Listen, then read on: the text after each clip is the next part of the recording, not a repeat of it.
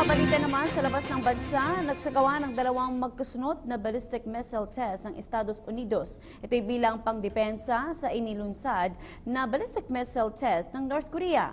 Sa Syria naman, namahagi ng mga armas at sasakyan ng US Pentagon sa mga Syrian Kurdish na nakikipaglaban sa Islamic State bilang pagsunod sa iniatas ng Pangulo ng Amerika. Ang detalye mula kay Joyce Salamatin. Matagumpay na nailunsad ng Estados Unidos ang kauna-unahang ICBM missile defense test kahapon sa Vandenberg Air Force Base, California. Bukod pa ito sa ballistic missile test na inilunsad sa maliit na isla sa Pacific. Ginawa ito bilang depensa ng Amerika sa posibleng pag-atake ng North Korea. Kahapon ay matagumpay rin nagsagawa ng ballistic missile test ng North Korea na tumama sa Sea of Japan na naging dahilan ng pagkagalit ng Japan. Sa pahayag ni US President Donald Trump, ang North Korea ay nagpapakita ng kawalan ng respeto sa China matapos magpakawala ng isa na namang ballistic missile. Ang Estados Unidos naman patuloy na nakikipag-ugnayan sa South Korea para sa fully operational ng kanilang missile defense system, pero ang China tutol rito dahil isa itong banta.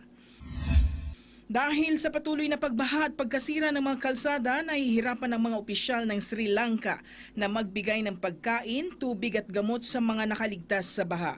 Sinubukang gumamit ng bangka at helicopter para magbigay ng relief goods. Subalit, patuloy pa rin ang mga pag-ulan kaya't nahihirapan silang ipamahagi ang mga ayuda para sa mga biktima. Sa datos, umabot na sa 200 katao ang namatay, 80,000 ang inilikas at nasa 100 katao naman ang nawawala. Kaya nananawagan na ang Sri Lanka ng international assistance. Ang United Nations, India, China, Pakistan, Australia at Japan ay nagpahayag naman ng pagsuporta. Namahagi ang Estados Unidos ng mga armas sa mga militia members ng Syrian Kurdish na nakikipaglaban sa Islamic State para mabawi ang Raqqa.